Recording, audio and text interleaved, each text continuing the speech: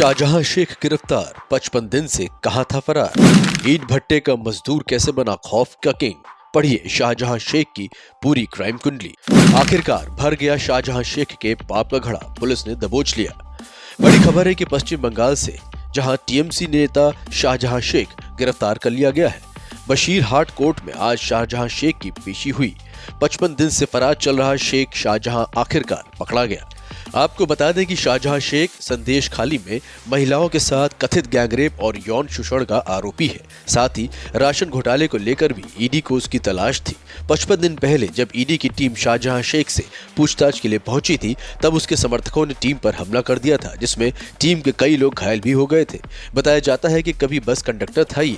आइए जानते हैं कि शाहजहां शेख कैसे संदेश खाली में खौफ का किंग बन गया। बता दें कि शाहजहां शेख संदेश खाली में केस का मुख्य आरोपी है। पश्चिम बंगाल की पुलिस ने उसे आखिरकार पकड़ लिया है।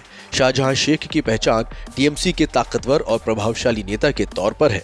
उसका असली धंधा कुछ और है। बताया जाता है कि इलाके में किसी सांसद या विधायक से ज्यादा ताकतवर और लोकप्रिय शाहजहां शेख है। इतना ही नहीं, उसे भाई भी कहा जाता है।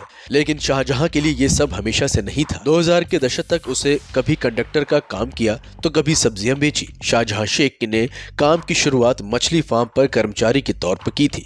फिर कुछ वक्त के लिए ईंट भट्टे पर भी काम किया। लेकिन आज संदेश खाली के चारों तरफ फैला काला पानी शाहजहां का काला साम्राज्य है। नॉर्थ 24 परगना जिले में मछली फार्म का उसका कब्जा है, तो ईंट भट्टों और शॉपिंग कॉम्प्लेक्स का भी उसे मालिक बताया जाता है। शाहजहां शेख पर लगे आरोप 90 के दशक की फिल्मों में दिखाए जाने वाले गुंडों के आतंक की याद ताज़ा कर देते हैं। तो वहीं दूसरी तरफ संदेश खाली की गलियों से निकलकर बंगाल में काला साम्राज्य खड़ा करने की कहानी भी किसी फिल्म से कम नहीं है।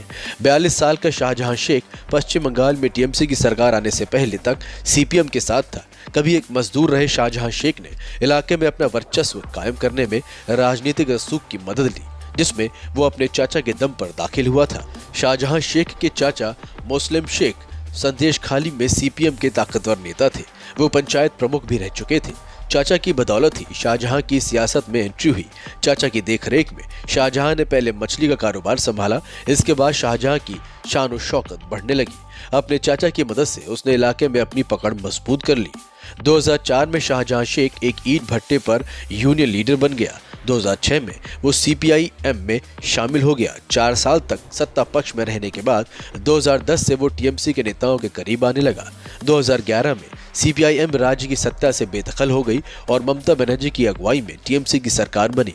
सत्ता बदलते ही शाहजहां ने भी अपना पाला बदल लिया और 2013 में वो टीएमसी में आ गया। टीएमसी में आने के बाद शाहजहां शेख का कद और काले कारनामे भी बढ़ गए। 2018 में शाहजहां सरबेरिया अगरहाटी ग्राम पंचायत का डिप्टी हेड बन गया। सत्ता के दम पर उसने मछली पालन और जमीनों की खरीद फरोख्त के कारोबार में अपना दबदबा बढ़ा लिया। यहीं से शाहजहां संदेश खाली का सुल्तान बन गया। टीएमसी के बैनर तले शाहजहां शेख अपनी ताकत में इजाफा करता गया। उसने धीरे धीरे संपत्ति हासिल करके खुद की छवि एक रॉबिन हुड की बना ली। बताया जाता है कि शाहजहां ने अपने कारोबार के इलाके के सैकड़ों बेरोजगार युवाओं को काम पर रखा, उन्हें मोबाइल और बाइक दिलाई। क्षेत्र में कुछ लोगों के लिए वो मसीहा बन गया, तो वहीं कुछ लोगों के लिए खलनायक।